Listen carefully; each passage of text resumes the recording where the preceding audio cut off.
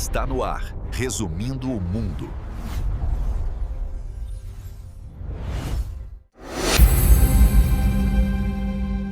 Sabe aquela ideia que todo mundo repete? Ah, ninguém sabe o que acontece depois da morte, porque, ninguém voltou pra contar. Parece definitivo, assim, incontestável. Mas olha só, talvez não seja tão preto no branco assim. Tem um negócio bem intrigante que meio que desafia essa certeza toda. As experiências de quase morte, as famosas EQMs. A gente está falando de milhares, talvez milhões de pessoas no mundo todo que contam umas histórias muito vívidas, muito lúcidas, depois de serem reanimadas de situações como parada cardíaca, ou seja, depois de estarem clinicamente mortas, E para investigar isso a fundo, a gente juntou um material bem bacana.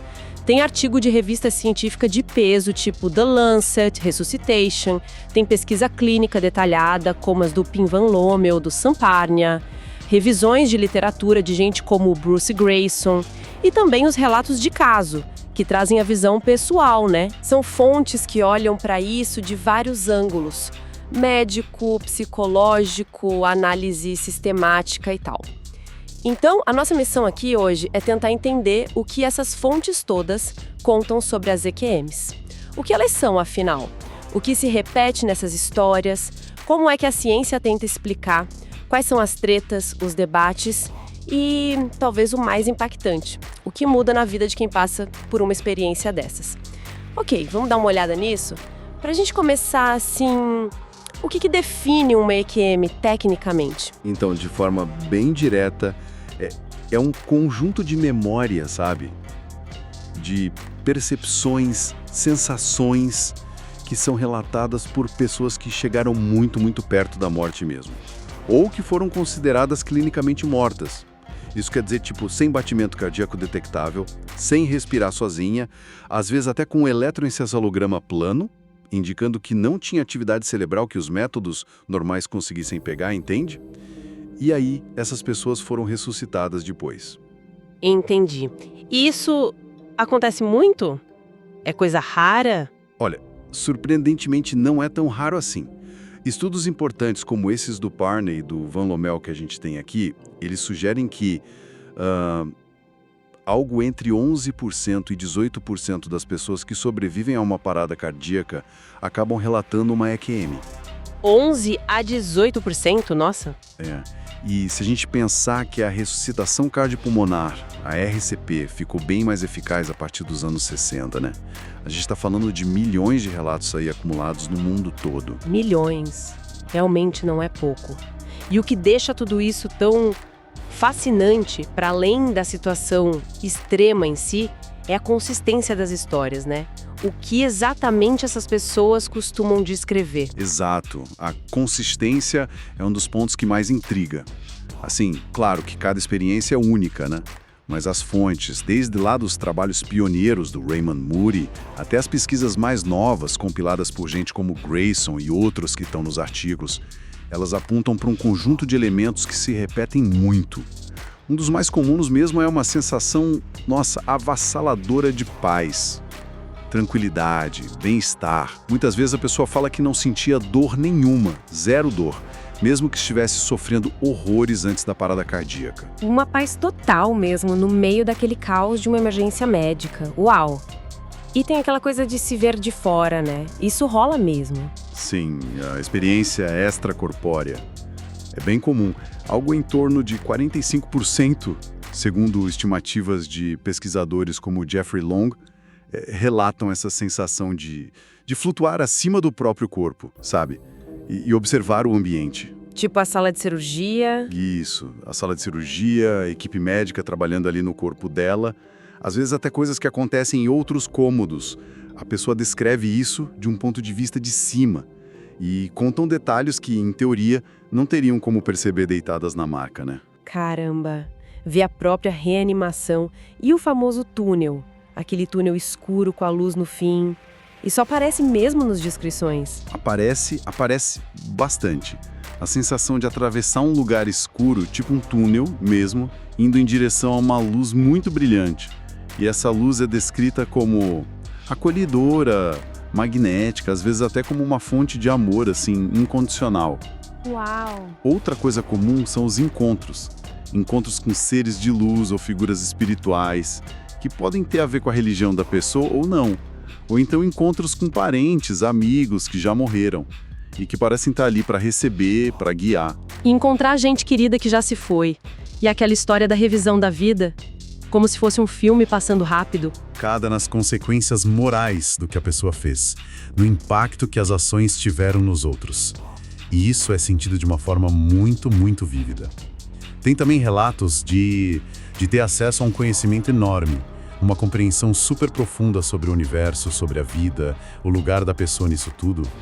E frequentemente, a pessoa percebe que tem uma fronteira ali, um limite. Se cruzar, não volta mais. Morte definitiva. Aí vem a decisão, ou alguém informa que ainda não é a hora, que precisa voltar para o corpo. E depois de viver tudo isso, a dificuldade para contar, para explicar. Exatamente, a tal da inefabilidade. Muita gente diz que a experiência vai além da linguagem normal, que qualquer palavra que usem parece que empobrece o que foi vivido, sabe? E tem um ponto que é crucial, que desafia muitas explicações mais simples. São esses relatos de percepções reais, verificáveis, durante a experiência fora do corpo. Tipo, Tem casos bem documentados como aquele que o Moody menciona e a Sociologia também referencia, de uma paciente que era cega há muitos anos, e aí depois de uma EQM ela descreveu detalhes visuais super precisos da reanimação dela, coisas como a cor, o formato de equipamentos médicos que ela nunca tinha visto na vida. peraí. Descrever cores sendo cega há anos? Isso realmente? Nossa, desafia o senso comum. E essa consistência toda que você falou, ela atravessa culturas, idades. Sim, e isso é fundamental. Essas características principais, esse núcleo da experiência, ele é relatado por criança pequena, por adulto, idoso, gente de cultura ocidental, oriental, gente com crença religiosa forte, ateu convicto, de tudo quanto é nível socioeconômico. O que a cultura parece influenciar mais é a interpretação que a pessoa dá para aquilo e o jeito de contar usando os símbolos da própria tradição, por exemplo.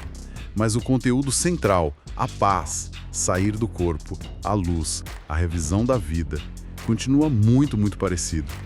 E como aponta a fonte da Clinitegra, muitas vezes o que a pessoa vive na EQM vai até contra o que ela esperava ou acreditava antes. Ok, a descrição é... Uau, impressionante. Consistente e, em alguns casos, parece trazer informações que não dá para explicar pelos sentidos normais. É aqui que o negócio fica realmente interessante, né? Como é que a ciência tenta explicar um troço desses? Imagino que a briga seja boa. Intenso é pouco. As fotos que a gente analisou mostram claramente duas grandes correntes de pensamento tentando dar conta das EQMs. A primeira linha, que a gente pode chamar de visão monista, ou seja, aquela que vê mente e cérebro como uma coisa só, inseparável, ela busca explicações dentro da biologia e da psicologia. A premissa básica deles é que a EQM é um fenômeno gerado pelo cérebro mesmo, só que em condições muito extremas. Que tipo de condições? O que poderia causar algo tão complexo e estruturado? Bom, várias hipóteses já foram levantadas, né? Como está detalhado lá nas fontes da Clinitegra, do Anjo, tentaram explicar, por exemplo, por alterações nos gases do sangue, tipo falta de oxigênio no cérebro, anóxia ou hipóxia, ou excesso de gás carbônico, hipercapnia. Outras teorias focam mais na química cerebral, liberação de substâncias tipo endorfinas, que são nossos analgésicos naturais, ou neurotransmissores parecidos com a ketamina, que podem dar umas sensações de estar fora da realidade, dissociativas. Também já investigaram a possibilidade de ser uma atividade elétrica meio anômala no cérebro, talvez parecida com o que rola em algumas epilepsias do lobo temporal. Ou até fatores mais psicológicos, tipo imaginação, a mente criando uma defesa, ou ativando memórias muito antigas, arquetípicas, como as do nascimento. Faz sentido investigar isso, né? Afinal, o cérebro está claramente sobre um estresse gigantesco numa situação de quase morte. Mas essas explicações dão conta de tudo que o pessoal relata? Cobrem todas as bases? E aí que o caldo entorna. Como as próprias fontes que são críticas a essas teorias apontam, cada uma dessas explicações, seja fisiológica ou psicológica, parece que falha em explicar a totalidade ou a especificidade do fenômeno, sabe? Por exemplo, aquela clareza mental, as percepções super organizadas que as pessoas relatam nas EQMs, isso contrasta demais com a confusão, a agitação, o medo que geralmente acompanham a falta grave de oxigênio. E mais, muitas EQMs acontecem em situações onde nem tem evidência de hipóxia importante. Ah, entendi. E tem mais. Pacientes que tomam medicamentos que, em teoria, poderiam causar alucinações, na verdade, eles tendem a relatar menos EQMs e não mais. As experiências com drogas, tipo ketamina, embora possam ter um ou outro elemento parecido isoladamente, geralmente são descritas como bizarras, assustadoras, e a pessoa sabe que não é real. Bem diferente da sensação de hiperrealidade e paz da maioria das EQMs. E a epilepsia? A epilepsia do lobo temporal causa umas sensações fragmentadas, muitas vezes desagradáveis, que raramente lembram a estrutura narrativa complexa, com começo, meio e fim, de uma EQM típica. Então, as explicações biológicas mais diretas, digamos assim, parecem ter umas lacunas importantes. E aqueles estudos mais recentes que tentam mapear o cérebro durante esses eventos? O que eles mostram? Sim, teve avanços nisso aí. Teve um estudo bem interessante com ratos do grupo da Burgigin. Eles mostraram um pico de atividade cerebral organizada, especificamente umas ondas chamadas gama, que a gente associa com consciência, processamento complexo, logo depois da parada cardíaca. Isso sugere que o cérebro talvez fique hiperativo por um tempo, não simplesmente desliga de vez. E estudos em humanos, como os liderados pelo Sam Parnia, detectaram surtos de atividade elétrica parecida, gama-alfa, durante a RCP em alguns pacientes, mesmo depois de bastante tempo. A equipe do Parnia interpreta isso como um possível marcador neural da experiência consciente que as pessoas relatam nas EQMs. Ah, então isso parece conectar experiência ao cérebro. De fato. Parece, mas tem ressalvas importantes. Pesquisadores como o Bruce Grayson, por exemplo, argumentam que esses estudos mostram que existe atividade cerebral detectável durante a parada cardíaca, o que por si só já é notável, claro, só que ainda não conseguiram estabelecer uma ligação direta e causal no mesmo indivíduo entre aquela atividade cerebral específica e o relato de uma EQM com todas as suas características complexas. Ou seja, a gente sabe que o cérebro não fica totalmente inerte de imediato, mas ainda não provaram que essa atividade residual é EQM ou que a causa, entende? A correlação no tempo existe, mas a causalidade direta ainda está em debate. Entendi perfeitamente. As explicações que se baseiam puramente no cérebro, elas enfrentam os desafios consideráveis. O que nos leva, imaginam, à segunda corrente de pensamento que você mencionou antes. Exatamente. Diante dessas limitações das explicações mais convencionais, em encobrir todos os aspectos das EQMs, especialmente essa clareza mental em condições extremas, as percepções que depois se provam corretas, a consistência entre culturas diferentes, aí surge a hipótese alternativa, uma hipótese mais alinhada com uma visão que a gente chama de dualista. Dualista. No sentido de mente e cérebro como coisas distintas? Ou separáveis. Ou pelo menos não redutíveis uma à outra completamente. A ideia aqui é que a consciência talvez não seja exclusivamente produzida pelo cérebro físico. Talvez o cérebro funcione mais como, sei lá, um filtro, um receptor, uma interface para a consciência. E essa consciência poderia ter uma existência talvez mais fundamental ou até independente. Se for assim, faria sentido que a consciência pudesse operar e talvez até de forma mais clara, mais expandida, justamente quando a atividade cerebral normal está muito comprometida ou até ausente. Uau, isso realmente vira o jogo da perspectiva, né? Que tipo de argumento ou evidência que sustenta essa visão mais, não materialista? Os argumentos principais, que estão compilados ali na fonte da Clinintegra, são justamente esses que a gente já tocou. Primeiro, a dificuldade que as explicações biológicas padrão têm para dar conta da riqueza, da clareza, da consistência das EQMs. Não fecha a conta para tudo. Segundo, o fato de ocorrer pensamento complexo, memória vívida, percepção organizada em momentos onde a fisiologia cerebral indicaria que a pessoa deveria estar em coma profundo, totalmente inconsciente. Terceiro, a consistência dos relatos através das culturas e o fato de que muitas vezes eles contrariam o que a pessoa esperava ou acreditava antes. E talvez, o mais forte de todos, os casos de percepções verídicas fora do corpo. Aquilo da pessoa cega descrever a sala. Exato. A capacidade de descrever eventos objetivos, reais, que aconteceram enquanto a pessoa estava clinicamente morta e que ela não poderia ter percebido pelos sentidos normais. Além disso, tem a estabilidade desses relatos com o passar do tempo. O Grayson mostrou isso em estudos de acompanhamento. As pessoas contam a mesma história detalhada anos depois. Quer dizer, não é que elas vão enfeitando a história com o tempo. Não, sem aquela romantização ou alteração significativa que a gente esperaria se fosse só imaginação ou memória distorcida pelo trauma. Então, para os defensores dessa hipótese, embora as teorias biológicas expliquem alguns aspectos ou correlações, elas não explicam o fenômeno inteiro. Por isso, a possibilidade de uma consciência que transcende o cérebro continua sendo uma hipótese válida e, para muitos pesquisadores da área, até mais coerente com a totalidade dos dados que a gente tem hoje. E debate fascinante. De um lado, a busca por mecanismos no cérebro, no corpo. Do outro, essa hipótese de que a consciência pode ir além do cérebro. Mas olha, independentemente de qual explicação estiver certa e vai saber, talvez a verdade misture elementos das duas, qual é o legado de passar por uma EQM? O que isso tudo significa para a pessoa que viveu essa experiência na pele? O impacto. O impacto costuma ser profundo e, na maioria das vezes, é uma transformação permanente. As fontes, Cleanintegra, Anjo e Cycle, todas concordam nisso. Descrevem mudanças muito significativas e duradouras nas atitudes, nas crenças, nos valores da pessoa. Talvez a mudança mais universal que quase todo mundo que tem uma EQM positiva relata seja a diminuição drástica ou às vezes até a eliminação completa do medo da morte. Perder o medo da morte? Nossa, imagino que só isso já mude completamente o jeito de encarar a vida, né? Totalmente. Vem junto um aumento notável na valorização da vida em si, sabe? Dos relacionamentos, da natureza e um impulso muito forte para o altruísmo, para a compaixão.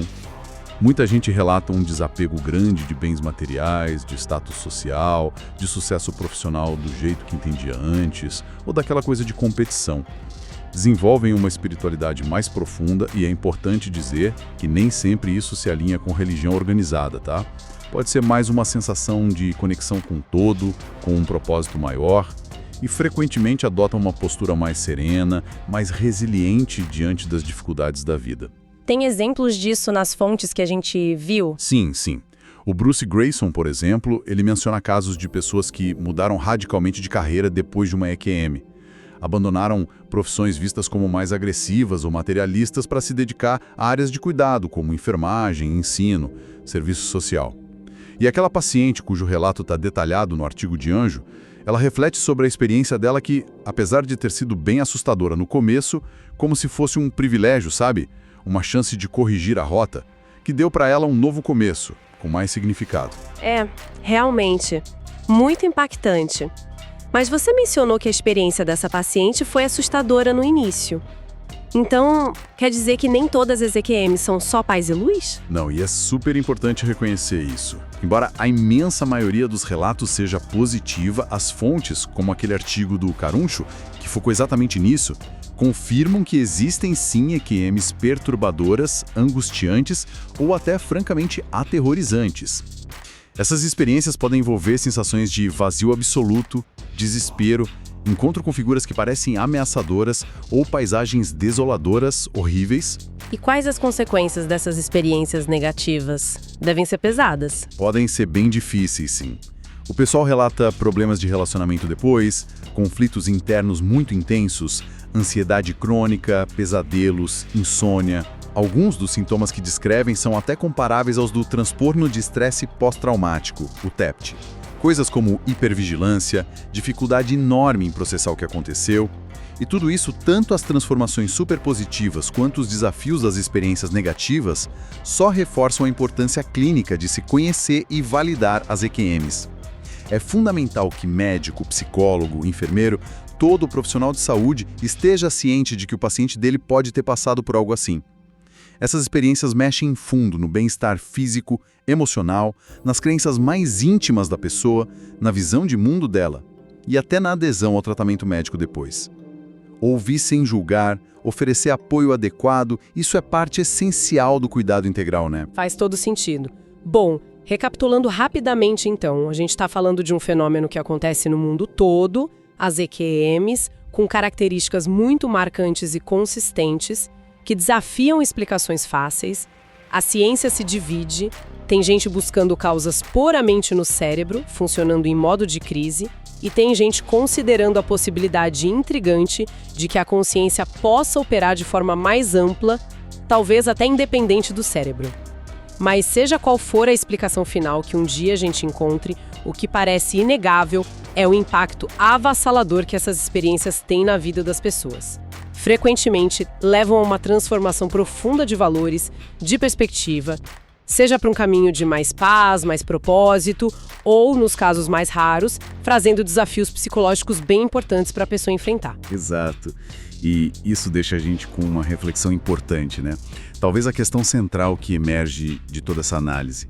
Se a gente considerar as transformações que são tão consistentemente relatadas depois das EQMs positivas, essa mudança de foco do material para o relacional, sabe? Do egoísmo para o altruísmo, a perda daquele medo existencial básico, que é o medo da morte, o aumento da empatia.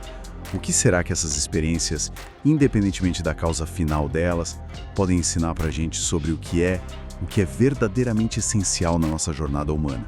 E numa camada talvez ainda mais funda, o que elas sugerem sobre a natureza da própria consciência. Essa coisa que é tão familiar para a gente e ao mesmo tempo tão misteriosa, que nos permite experimentar o mundo. A ciência continua buscando respostas, claro. É uma investigação que cruza neurociência, psicologia, filosofia, até questionamentos espirituais. Mas as perguntas que as EQMs levantam, elas ressoam fundo na nossa condição, né? Convidam cada um de nós a refletir sobre a vida, a morte e talvez sobre esse vasto território que pode existir entre elas.